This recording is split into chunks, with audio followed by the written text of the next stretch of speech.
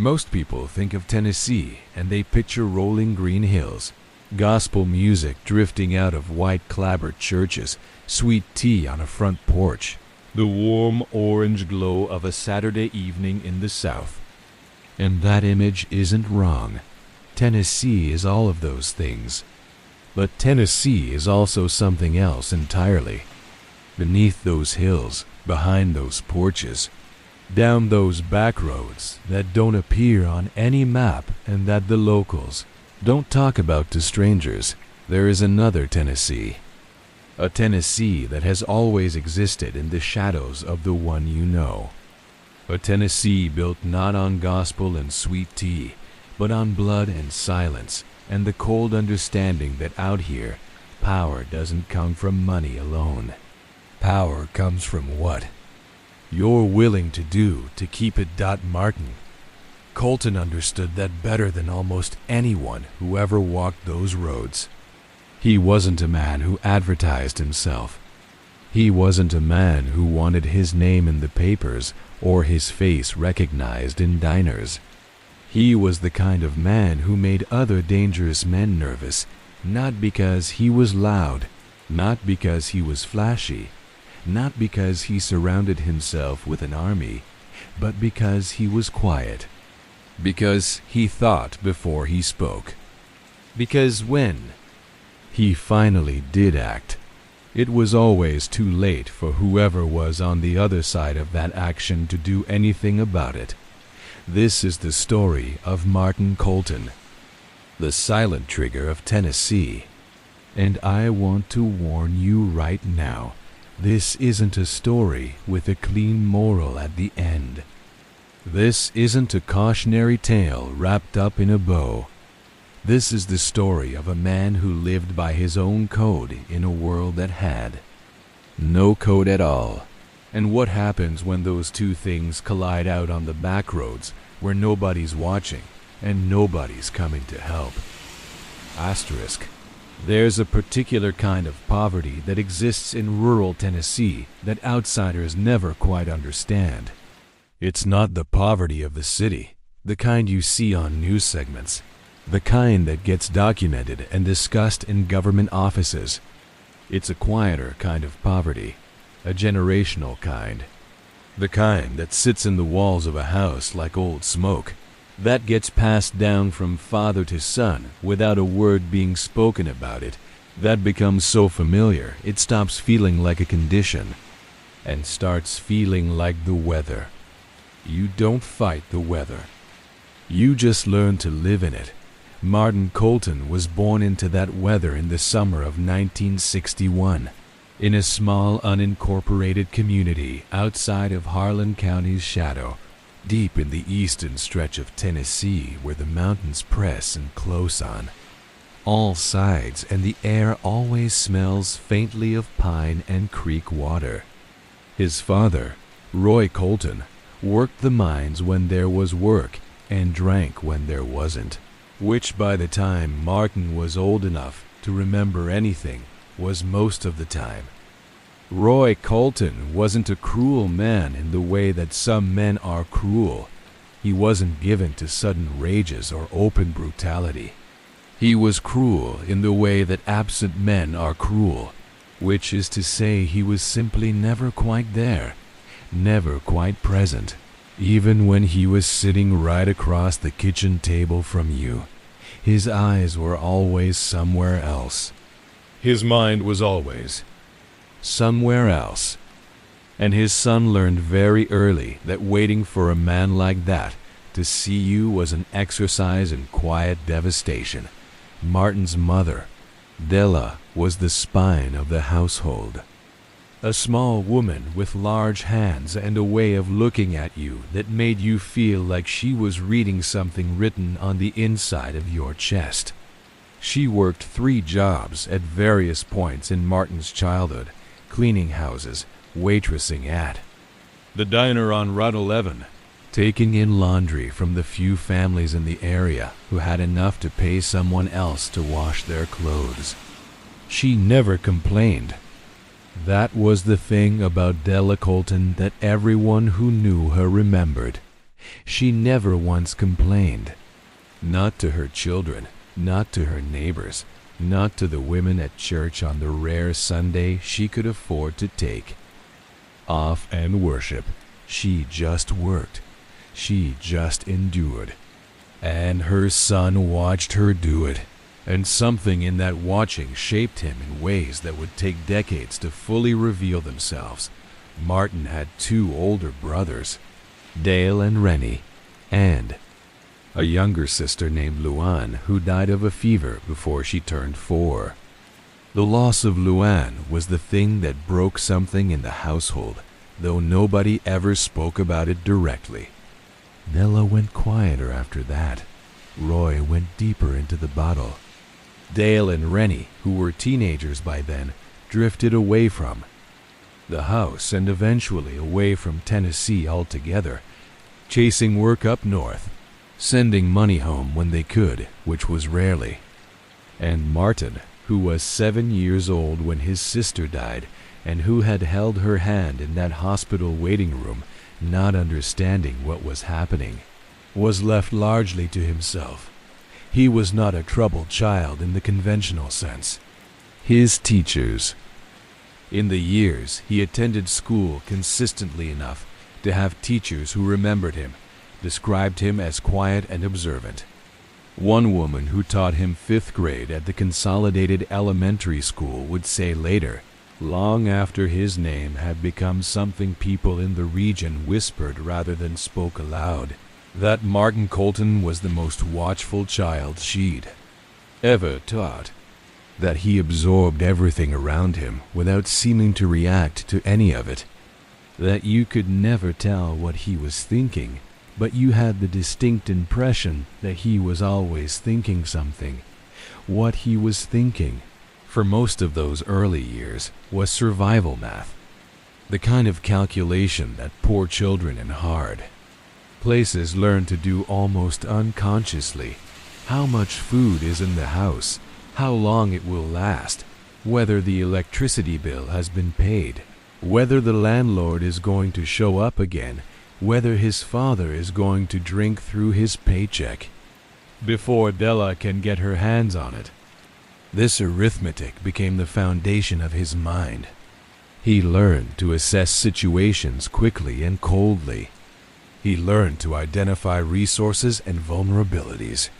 He learned to plan, even when planning felt like a luxury the world was trying to deny. That, by the time he was 12, Martin Colton was running small errands for older boys in the community, carrying things, delivering things, asking no questions about what the things were or where they were going. He was good at it. He was fast. He was discreet.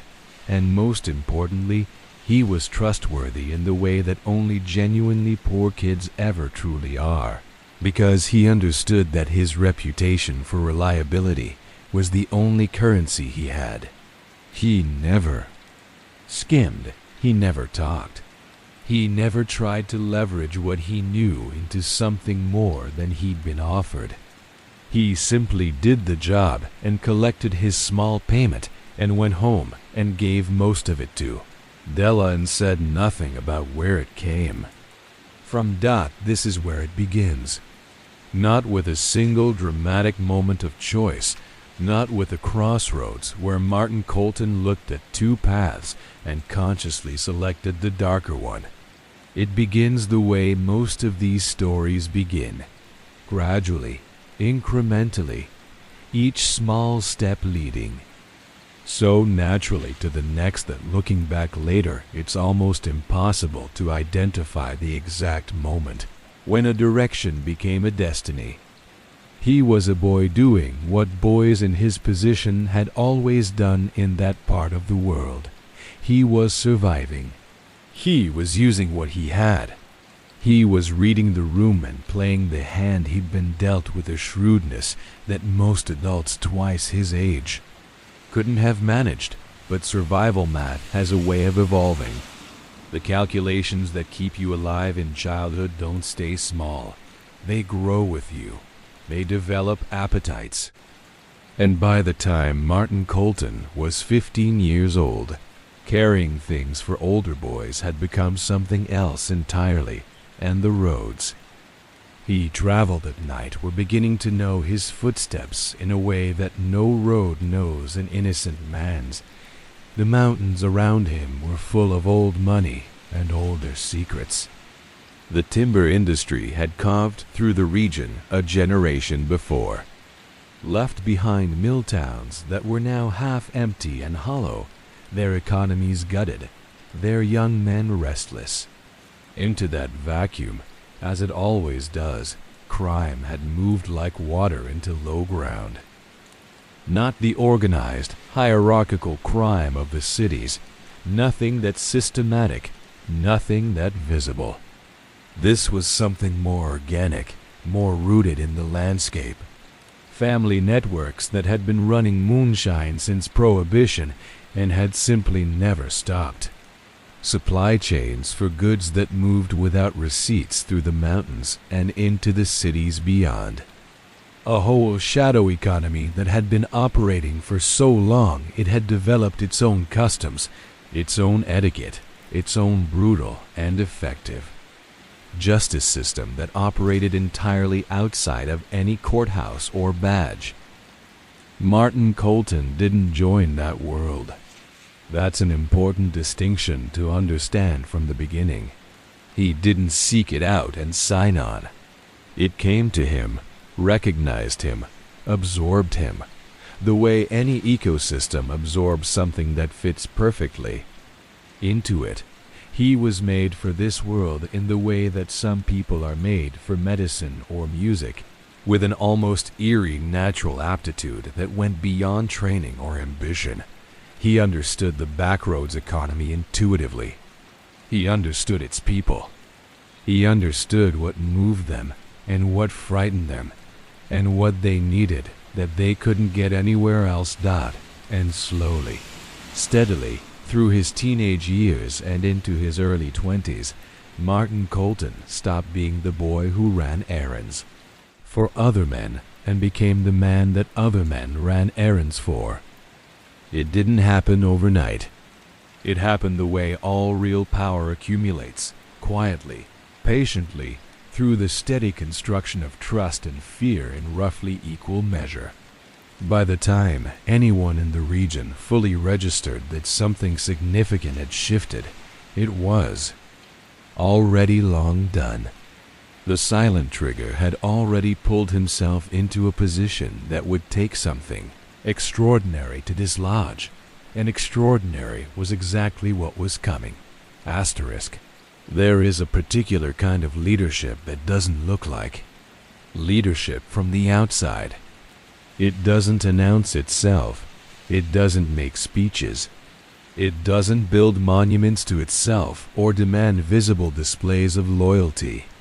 It operates through presence rather than declaration, through the understanding that spreads from person to person. Not because anyone was told to spread it, but because it's simply true, and truth in small communities travels faster than any broadcast. Martin Colton was 24 years old when he made his first real move. Not his first criminal act. Those had been accumulating since he was 12. His first move in the chess sense. The moment when he stopped reacting to the board and started shaping it.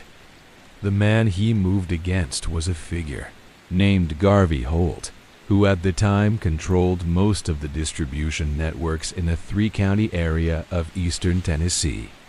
Holt was everything Colton was not: large, loud, performatively violent, the kind of man who understood power only in its most theatrical form. He had people around him because they feared him, not because they believed in him. And that distinction, which Holt never understood, was the fatal flaw in everything he'd built. Colton had been working adjacent to Holt's operation for several years by then, close enough to observe, careful enough to never constitute a threat. He'd built his own small network in the gaps Holt didn't bother with, the smaller communities, The more isolated roads, the people who were too far out and too few in number for Holt to consider worth his attention. These were not glamorous territories. They were hardscrabble places with hardscrabble people and modest returns. But Colton worked them with absolute dedication, and over time those modest returns added up. And more importantly, those hardscrabble people became his people, in the deepest sense of the word. Not because he frightened them, because he was reliable. Because when he made a promise, he kept it. Because when someone in his network had a problem, he solved it, quietly and permanently, without fanfare or invoice. He understood something about loyalty that Garvey Holt never did. That loyalty bought with fear is borrowed loyalty, good only, until the fear fades or until something more frightening comes along. Real loyalty, the kind that persists through pressure and crisis and danger, comes from something else. It comes from the feeling that someone sees you, that someone values you, that your fortunes are genuinely connected to theirs. Colton made every person in his network feel that connection. He remembered names. He remembered families. He asked after people's children and parents, and he actually listened to the answers. In a world defined by transactional coldness, he offered something warmer, and people clung to it with both hands. The move against Holt was not violent. That's what made it so devastating and so revealing of Colton's character. He didn't challenge Holt directly. He didn't confront him or issue ultimatums or make any declaration of war. He simply made Holt irrelevant. Over the course of 18 months, through a series of conversations and arrangements and carefully engineered circumstances that Holt never connected into a pattern until it was too late, Colton systematically redirected the supply chains that fed Holt's operation. Drivers who'd been loyal to Holt for years found themselves with better offers. Storage locations quietly changed hands. The people who moved money in the region began making different deposits with different names. It happened so gradually that, by the time Holt understood what was occurring, his operation had already been hollowed out from the inside, and the people who might have helped him fight back had already transferred their allegiances to a quieter, more reliable authority. Holt's response was the only response he knew. He tried to use violence. He made threats. He sent men. One of those men came back in a condition that communicated very clearly what Martin Colton thought of the threats. The other men didn't come back at all, and nobody went looking for them, because in that part of Tennessee, people understood that some questions were better left UNASKED. Holt himself left the region within 6 months. He didn't announce his departure. He simply ceased to be present, and after a while ceased to be discussed, and eventually ceased to be remembered except as a cautionary example that Colton's people referenced occasionally when explaining to newcomers how things worked in this territory. What Colton had built by his late 20s was remarkable in its architecture.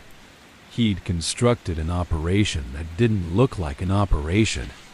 There were no obvious hierarchies, no visible headquarters, no gatherings that could be observed and documented. Everything was distributed, cellular, connected through relationships rather than org charts. Information moved through the network in whispers and implications rather than direct communications. Money moved in ways that made it almost impossible to trace back to a single source.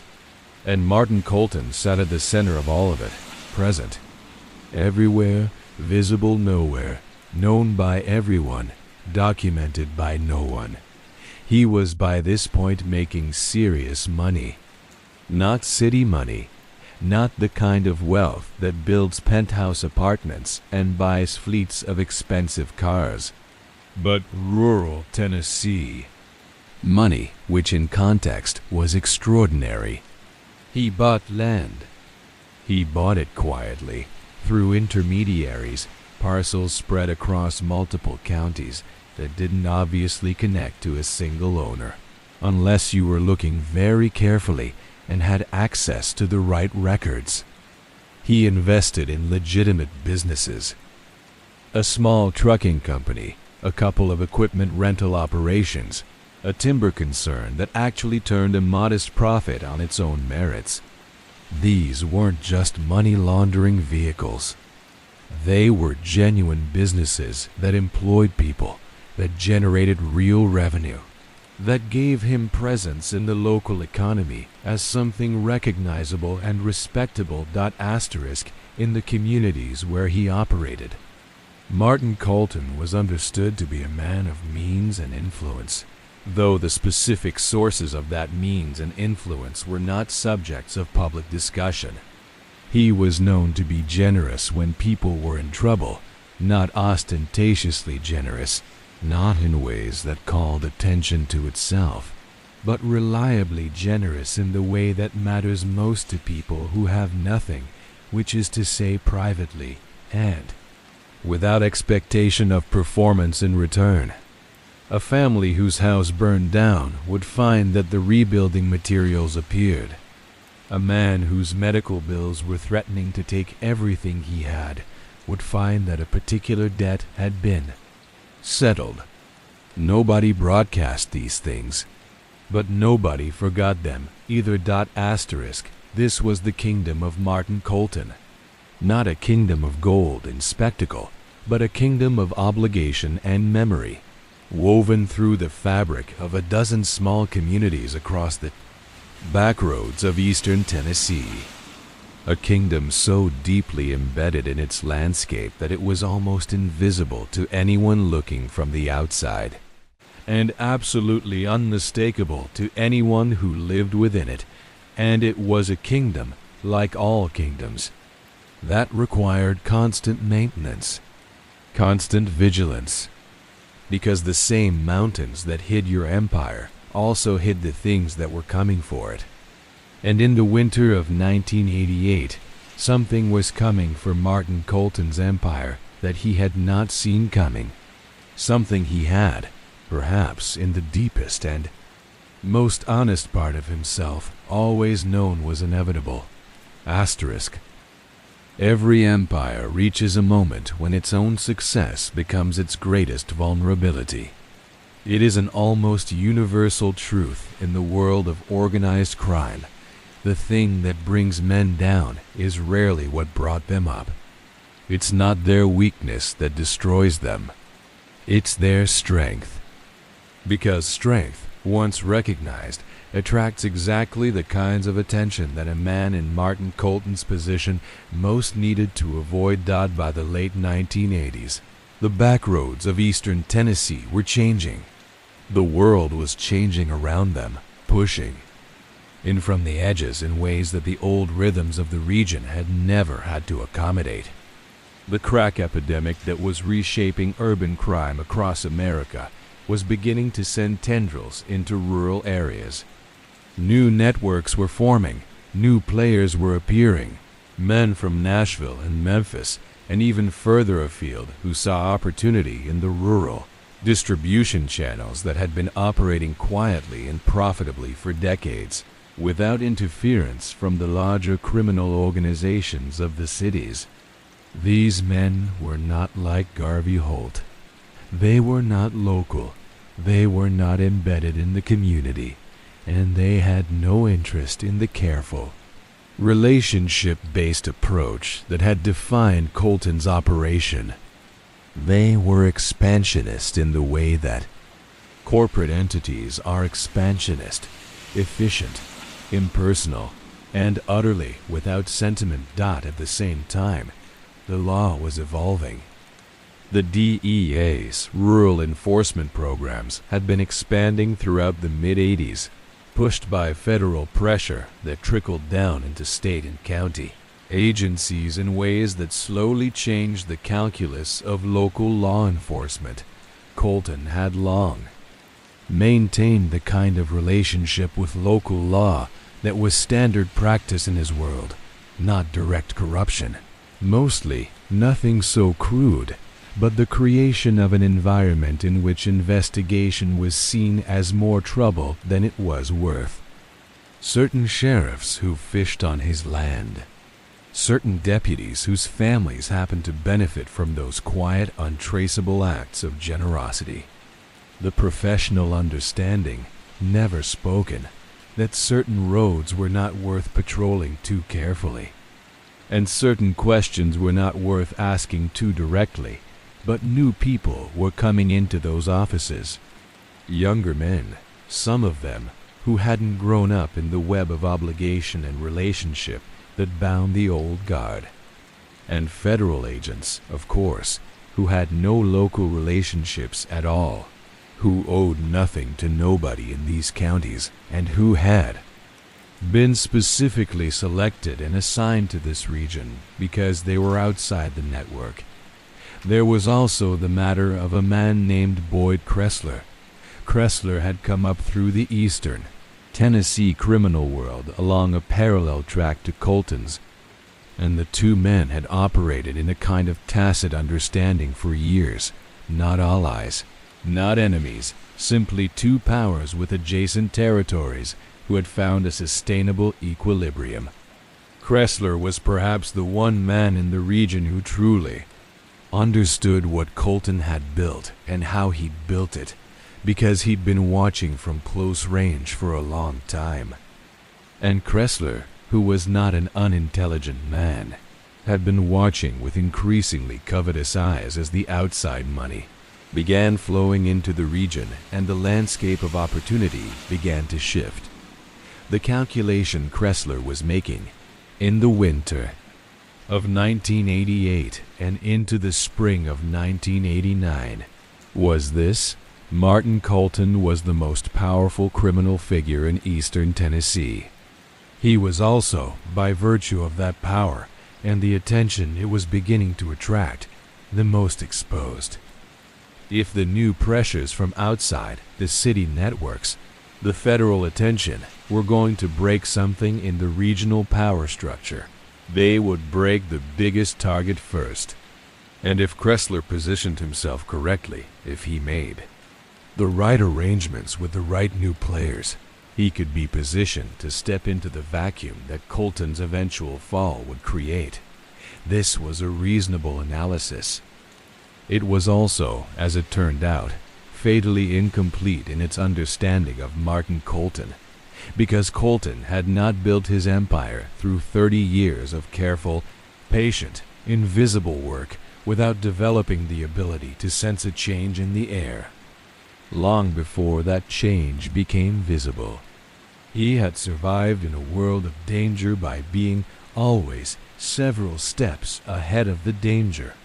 And he had constructed his network not merely as a commercial enterprise, but as an intelligence system, a web of relationships that kept him informed, continuously and in real time, about the movements and conversations and associations of everyone in his world. He knew about Kressler's conversations with the Nashville people within weeks of them beginning. He knew about the federal task force that was developing a file on his operation. He knew with a specificity that would have alarmed both Kressler and the federal investigators if they'd understood the depth of his information. Exactly how far each threat had progressed and what shape it was taking. And he began, in his characteristically quiet and methodical way, to respond. His response to the federal attention was essentially a withdrawal, a careful, orchestrated reduction of exposure in the areas of his operation most vulnerable to documentation and surveillance. Businesses that had served their purpose were quietly divested. Certain individuals whose habits or associations created unacceptable risk were moved out of sensitive roles. Supply routes were altered. The profile of the entire operation was reduced temporarily, to the point where an investigator looking at it from the outside would see something much smaller and less interesting than what was actually there. It was like a deep-sea creature that can make itself almost transparent when a light is shone on it, still present, still intact, simply temporarily invisible. His response to Kressler was more personal, and more final. Martin Colton was not. It should be understood, a man who used violence casually or as a first resort.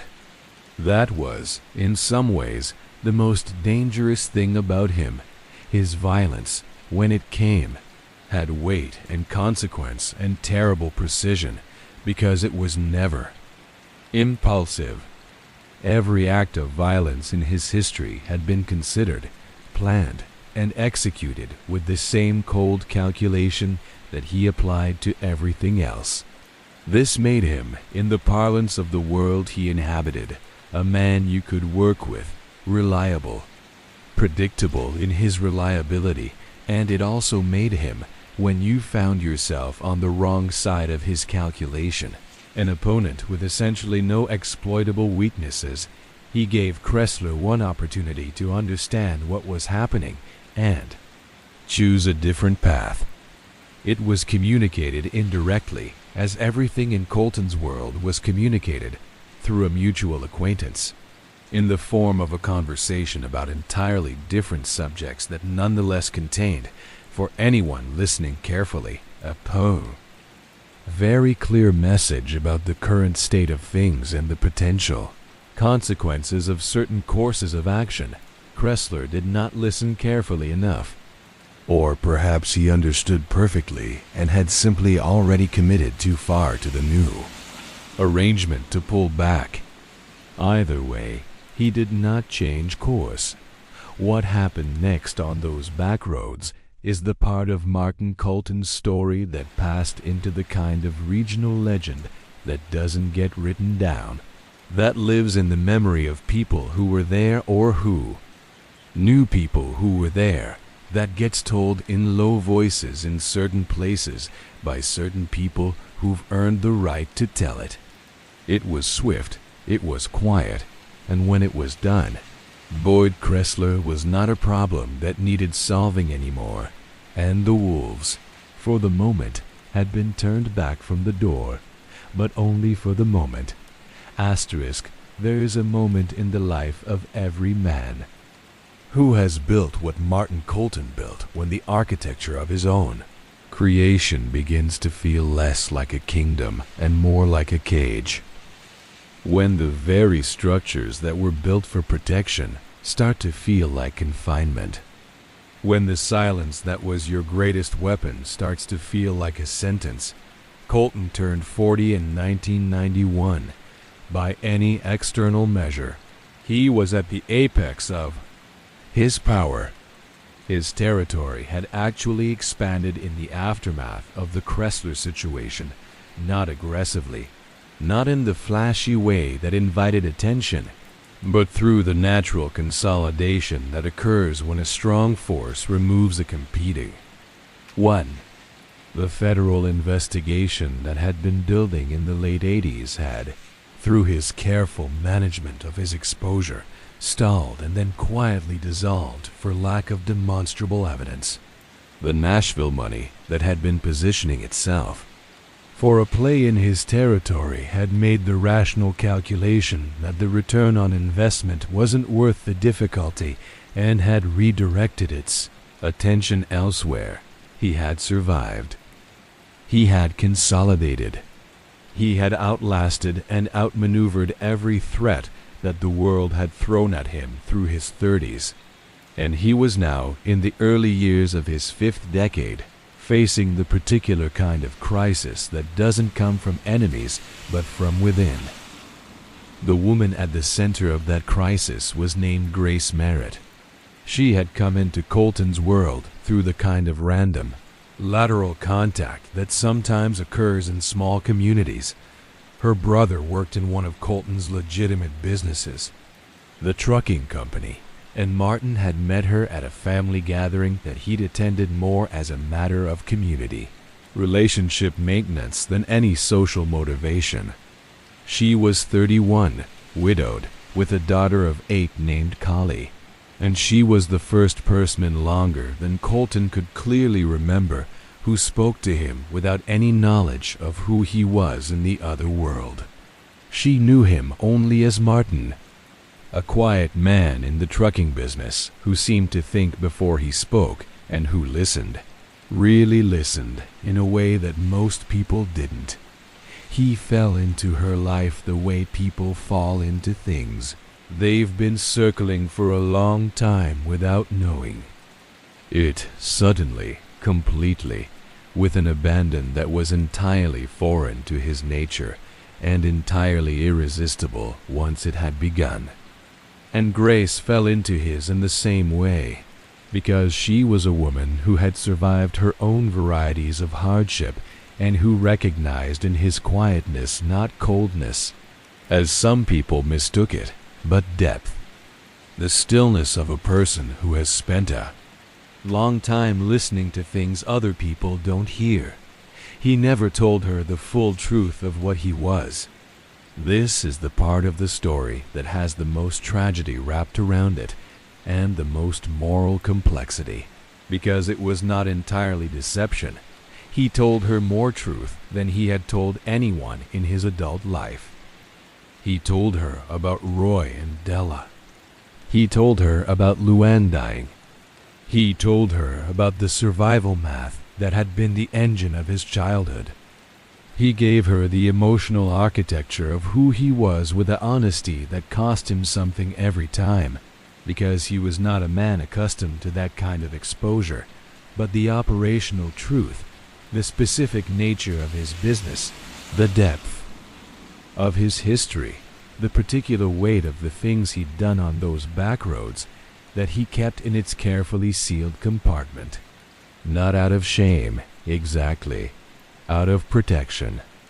Not of himself, but of her and of Kali, the 8-year-old girl who, by the second year of his relationship with Grace, had started looking at him with a particular kind of trust that disturbed him in the best and worst possible way. He had not wanted to be responsible for something this precious. He had not planned for it.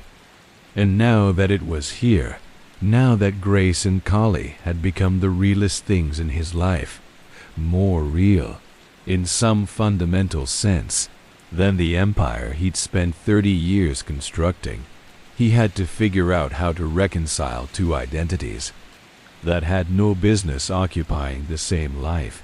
He tried, during this period, to begin the process of extraction. Not from everything, not in a single dramatic move.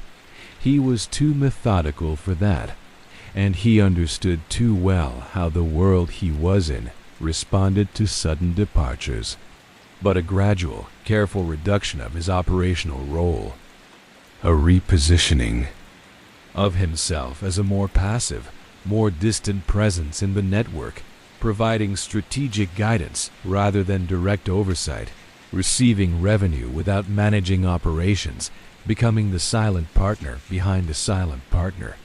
It was a strategy that could have worked, given enough time and the right conditions.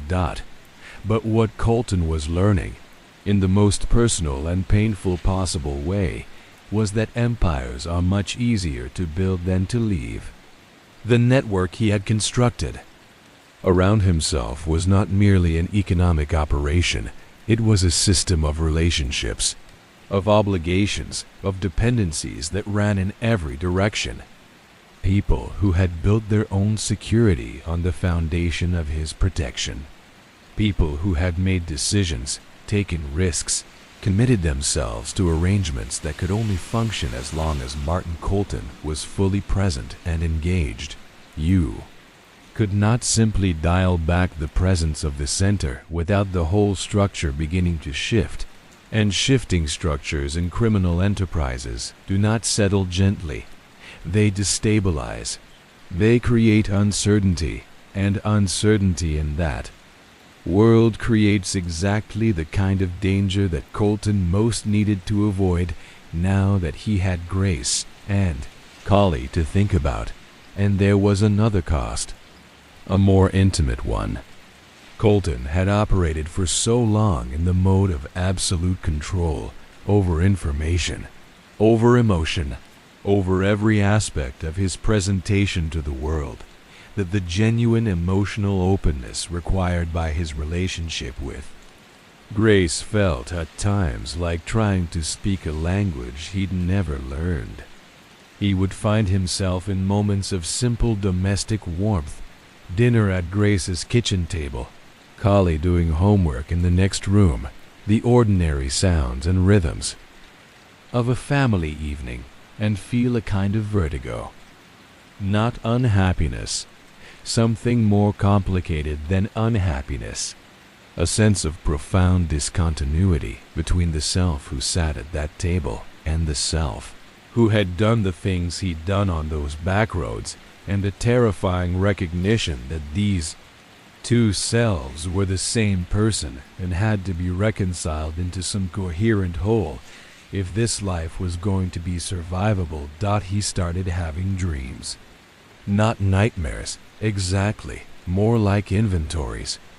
Long, detailed, exhaustively specific recollections of things from his past, played back in his sleeping mind with the kind of clarity that waking life had never offered them. The sound of certain roads at certain times of night, the particular quality of silence that followed certain kinds of actions, faces that he hadn't consciously thought about in years, rendered with impossible vividness. He told no one about the dreams. He told no one about most of what was happening inside him during this period. But those who knew him best in his world, the small number of people who had been with him long enough and closely enough to read the subtle changes in his manner, noticed that something was different. He was still effective.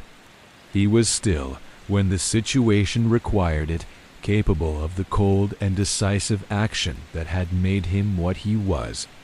But there was a new quality to him, a new distance, as if part of him had moved into a room that none of them could access, and was spending more and more of its time there.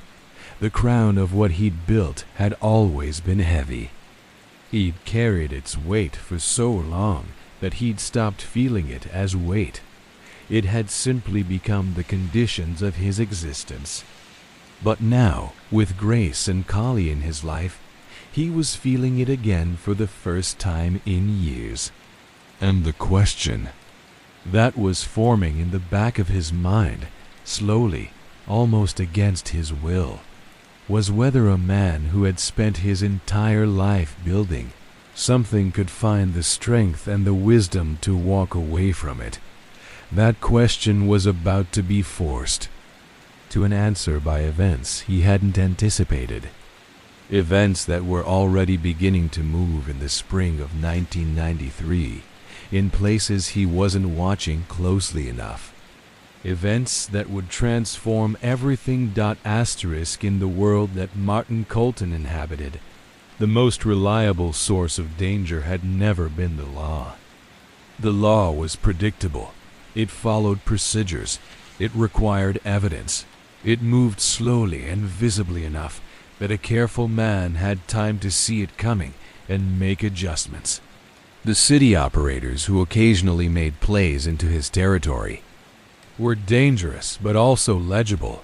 They operated according to recognizable logics of profit and expansion that a strategic mind could anticipate. Even the occasional violence that erupted between competing interests was, in most cases, the product of circumstances that could be tracked and predicted. What you could not always predict, and what destroyed more empires than all the external threats combined, was the betrayal from within. The person who knew your operation not because they'd investigated it from the outside, but because they'd lived inside it. The person whose knowledge of your vulnerabilities was precise and intimate and impossible to simply hide or manage away, because it was already too deeply embedded in your trust. Marcus Avery had been with Colton for 11 years.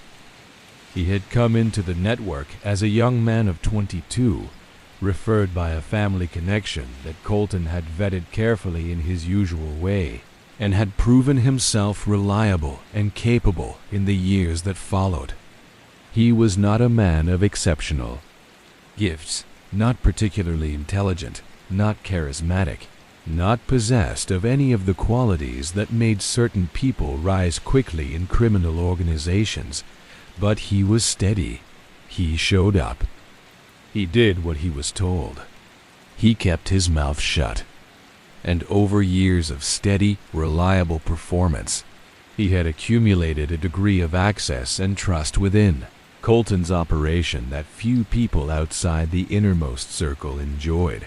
What Colton didn't know, because Marcus Avery had been extraordinarily careful about not leaving anything to know, was that Avery had been approached 18 months earlier by a federal task force agent named Philip Deaton, who had been quietly rebuilding the investigation into Colton's operation after the earlier effort had stalled. Deaton was a different kind of federal agent from the ones who'd come before.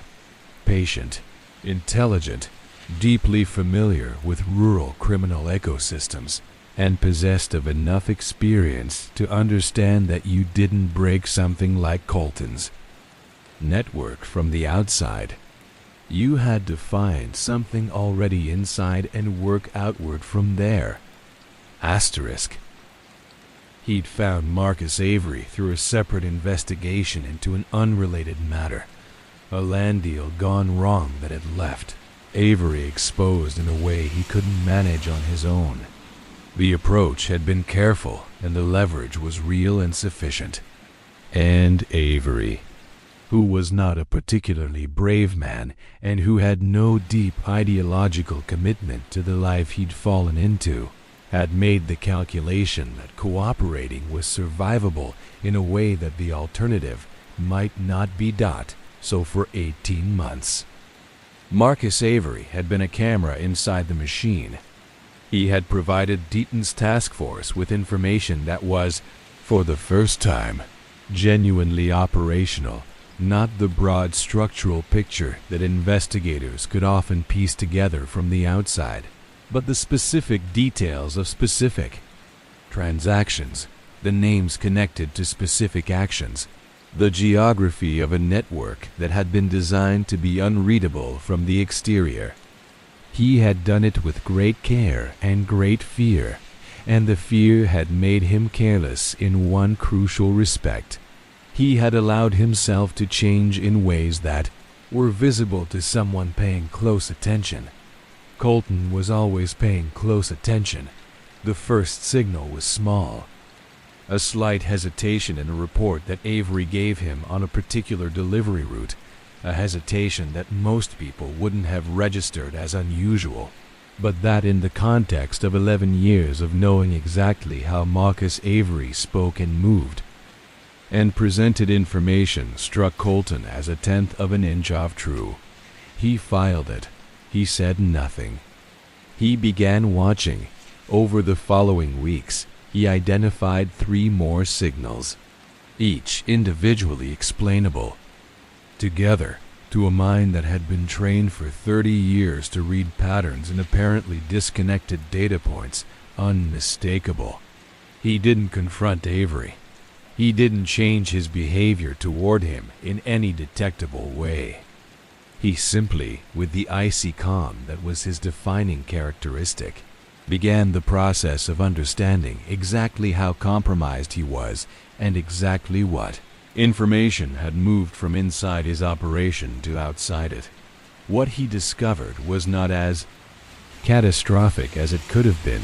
Avery's access, though significant, had limits, and Deaton's investigation, while more sophisticated than its predecessors, was still working to connect enough specific evidence to individual acts to support Federal charges that would survive a courtroom.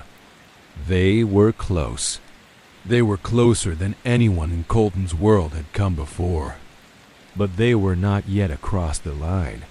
The question of what to do with Marcus Avery was the most complex problem Colton had faced in years.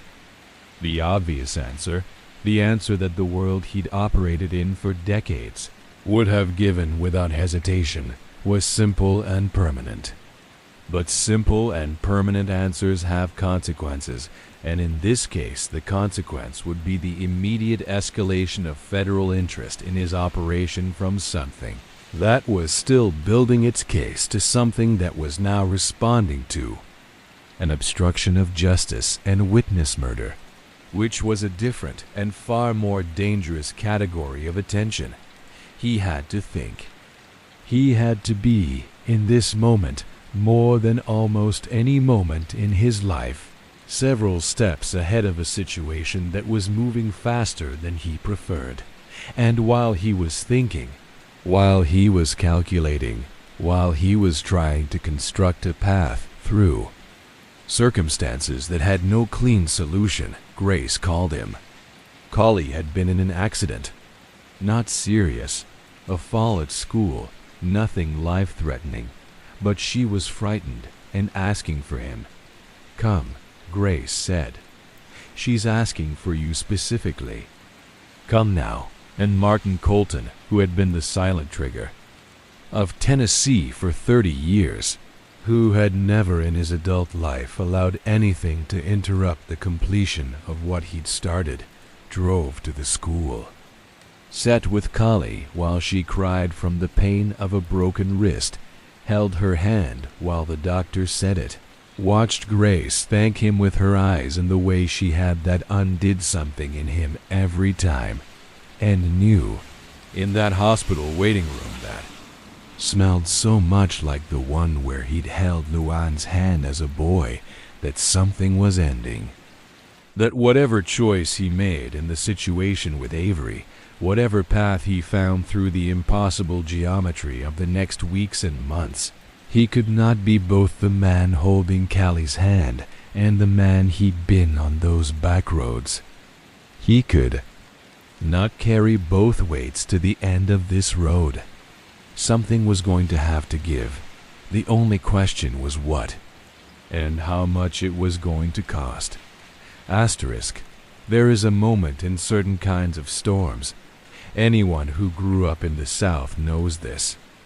When the wind stops entirely just before the worst of it hits, everything goes still and expectant, the trees holding their breath, the air pressure dropping in a way you can feel in your chest, and you know with absolute certainty that what's coming next is going to be worse than anything that's already come. That stillness is not peace. That stillness is preparation. The spring of 1994 was that kind of stillness in Martin Colton's world. He had managed the situation with Avery, not by removing him, but by creating a vacuum around him. Avery was gradually, over several months, eased out of anything sensitive and into roles that provided nothing useful to the investigation. The information he could pass to Deaton's task force became less and less actionable, and Colton did this with such craft that Avery himself couldn't be entirely certain whether he'd been made, or whether he was simply being reassigned as part of some operational reorganization. The federal investigation, starved of the fresh, specific information that had been making it viable, began to slow. Deaton pushed harder, looking for other angles, other openings. He made approaches to 2 other people in Colton's network that Colton learned about within days and neutralized in ways that left no fingerprints. It was, viewed from outside, an almost admirable display of operational intelligence. A man running what amounted to a counterintelligence operation against a federal investigation, and running it successfully, using only the resources and relationships he'd spent a lifetime constructing, but the toll of it was enormous. Not financially. The money, though reduced by the operational scaling back of the previous years, was still substantial. The toll was something else. It was the constant activation of a threat response that had been running for so long, at such intensity that it was beginning to cost him sleep and equilibrium, and the quiet evenings with Grace and Collie that had become the most important thing in his life. He made his decision in the summer of 1994. He would get out completely. Finally, in a way that was irreversible. Not a gradual withdrawal. He'd seen enough of those fail, seen how the networks that had been built around a central figure refused to release that figure because they couldn't function without the center. He would have to make a break that was so clean and so complete that there was nothing left to pull him back. He had been quietly, for more than a year, moving resources into positions where they could be accessed without connection to his real identity. Property that was held through entities so many layers deep that tracing them back would require years of investigation. Liquid assets in forms that were portable and deniable. He had planned this the way he had planned everything, methodically, completely, without sentimentality. He told Grace for the first time enough of the truth that the shape of it became clear to her. Not all of it. Some of it was not for her to carry, would only burden her without serving any useful purpose, but enough. Enough that she understood what she was deciding when she listened to his plan and looked at him across her kitchen table in the early morning light and said, quietly, that she had already decided. That she had decided the first time Collie had reached for his hand without being asked. What followed in the fall of 1994 was the most precisely orchestrated exit that Martin Colton had ever engineered, and the most dangerous. Because you cannot leave an empire without it noticing. You cannot restructure the gravitational center of a network without the network responding to that restructuring. There were people who had built their entire operational security around his continued presence, and those people did not want the presence to end. Some of them simply didn't want the disruption. Others were more calculating, understood that a changed landscape might offer opportunities that the current one didn't. Opportunities that required the current center to be displaced first. One of those people was a man Colton had trusted more than almost anyone. A man who had been part of his innermost circle for so long that his removal from it was not a thing Colton had ever modeled in his planning. Because some things you don't plan for because the contemplation of them is too uncomfortable. That man's name was Raymond Price. And what Raymond Price did in October of 1994, when he understood what Colton was actually planning, was the thing that lit the fire on the mountain. He went to the people who were most threatened by Colton's exit. The Nashville operators who'd been waiting for years for a shift in the regional balance. The remnants of the federal investigation, which Deaton was still running on reduced resources and reduced expectations. He brought them together in a way that neither of them would have managed independently, because Price knew where both pressure points were and how to apply them simultaneously.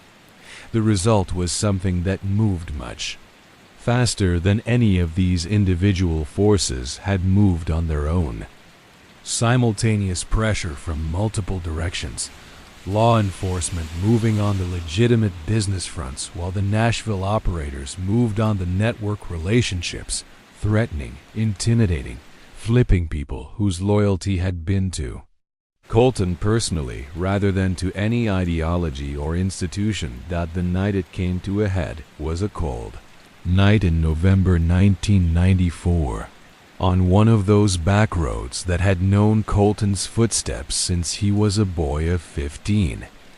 There had been a meeting, a genuine meeting, rare for Colton, gathered because the pace of events required face-to-face clarity among the people who needed to understand what was happening and what was going to happen next.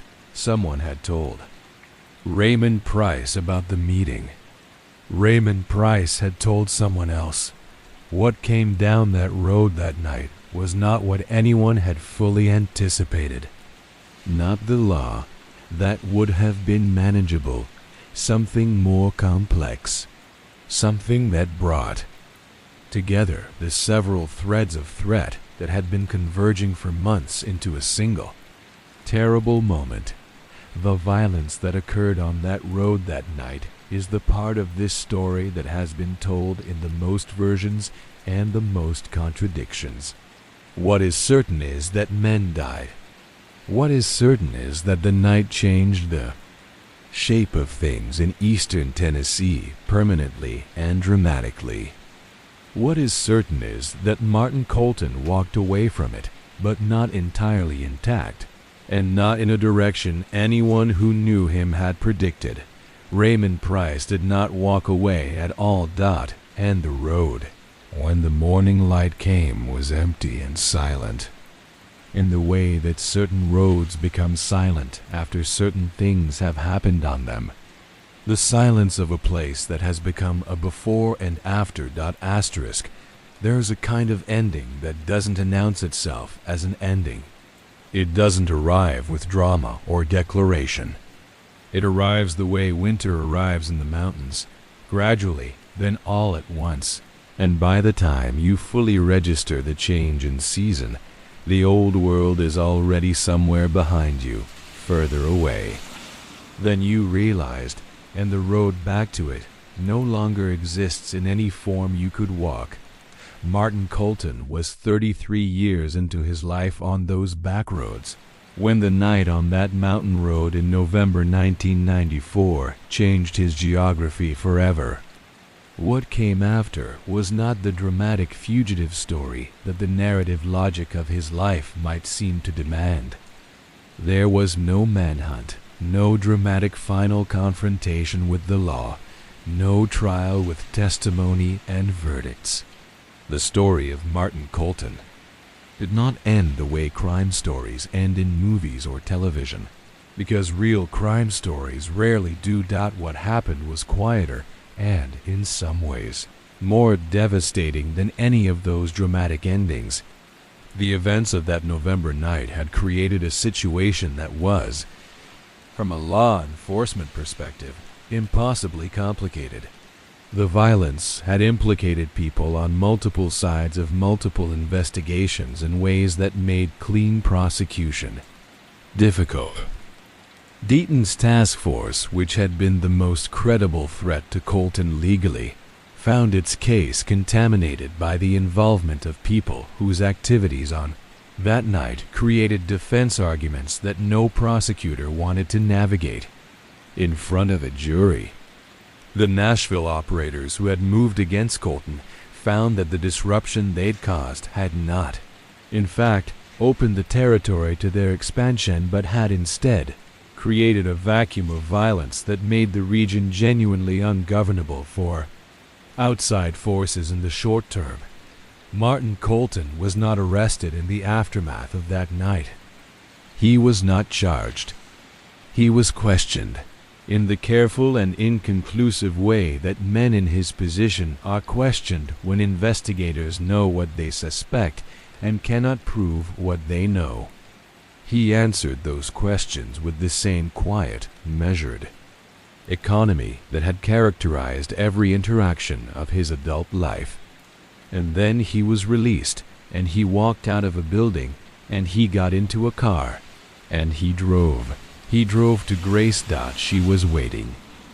She had been waiting with Collie in a place that was not her home, a place that had been arranged weeks earlier as part of the planning that now, in this much altered form, was the only plan that remained. She looked at him when he came through the door, looked at him in that way she had, reading the interior text, and she didn't ask questions about the specific shape of what had happened. She had already decided. She had already packed. They left Tennessee in the early hours of a December morning, driving west on roads that none of them had driven before, heading toward a future that had no blueprint and no certainty except the certainty of each other. Collie slept in the back seat. Grace's hand was on his arm. The mountains fell away behind them in the darkness, and the roads that Martin Colton had traveled his entire life slowly became roads that were simply roads again, with no history in them, with no particular knowledge of the man driving through. He never went back. This is not, understand, the equivalent of a happy ending. The things that had happened on those back roads did not become unhappened by virtue of his departure. The people who had died in his world, whether by his hand or by the logic of the world he'd built, remained dead. The families that had been touched by the violence and disruption of his empire, on all sides, at all distances, continued to carry those marks. The young man he had been, the boy doing survival math in a hollow house in the mountains, had made choices that compounded into consequences that extended far beyond himself. That weight didn't lift. It traveled with him, the way certain weights do, into whatever came next. What came next was quiet. A new name, in a new state, a new legitimate use for skills that turned out to be quite useful in the transportation. Business without any criminal augmentation. A life that was smaller in almost every external measure than what he'd had. Smaller income, smaller house, smaller influence, smaller footprint in every direction. And larger in the ways that had come to matter most to him, which were specifically the ways that could be measured by a child's trust and a woman's love, and the quality of sleep that comes from a life with fewer doors you have to keep locked. He became, in the ordinary world, an ordinary man.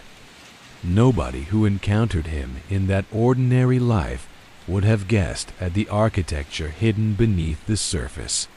He was quiet and thoughtful and reliable, which are not unusual qualities in any direction, and he was warmer than you might expect from a man of his temperament, because he had learned, not easily, not quickly, but genuinely, that warmth is not weakness, and that the silence he'd always cultivated could hold tenderness as easily as it had always held threat. He watched Collie grow up. He was there at her graduations.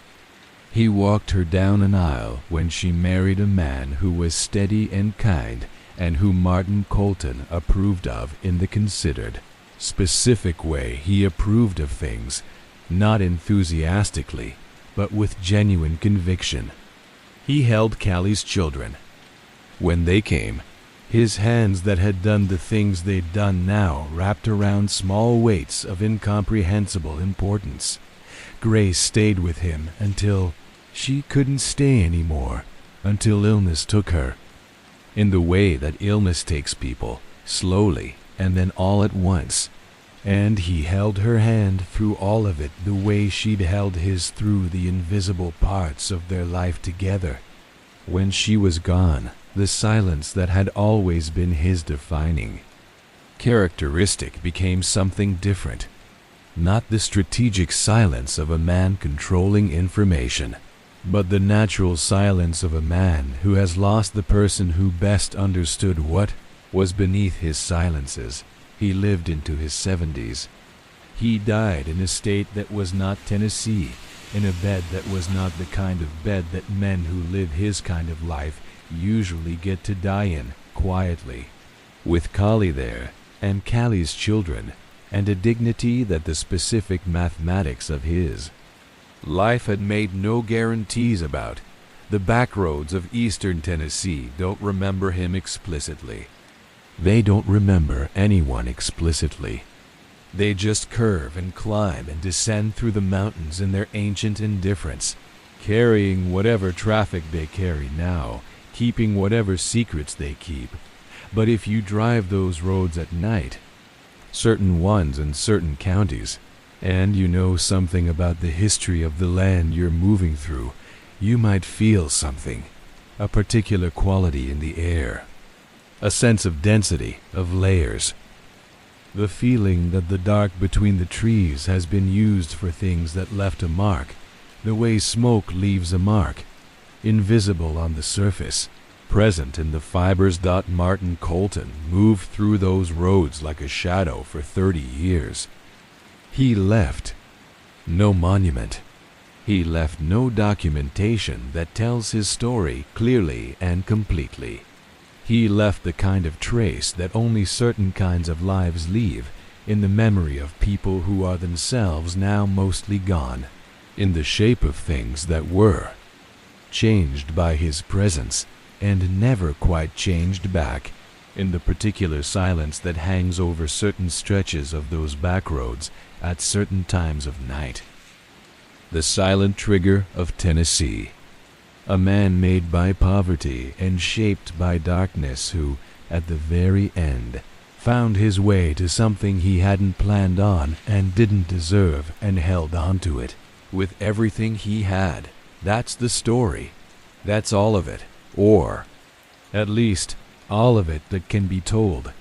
Asterisk. If this story moved something in you, if you felt the weight of those back roads, if you found yourself holding your breath somewhere in those 7 chapters, then you already know what this channel is about. We don't tell these stories to glorify the darkness. We tell them because the darkness is real, and real things deserve to be witnessed and understood, rather than looked away from. There are more stories where this one came from. More lives lived in the shadows of the country you think you know. More men and women who walked their own impossible roads and left their own invisible marks on the landscape. If you want to be there for those stories, and I think you do, because you made it all the way to the end of this one, then subscribe. Hit the bell. Leave a comment telling me where in the world you watch this, and which part of Martin Colton's story hit you the hardest. I read every single one, and share this with someone who appreciates a story told the right way, the kind that stays with you after the screen goes dark. The back roads are long. The stories are longer. We'll see you on the next one.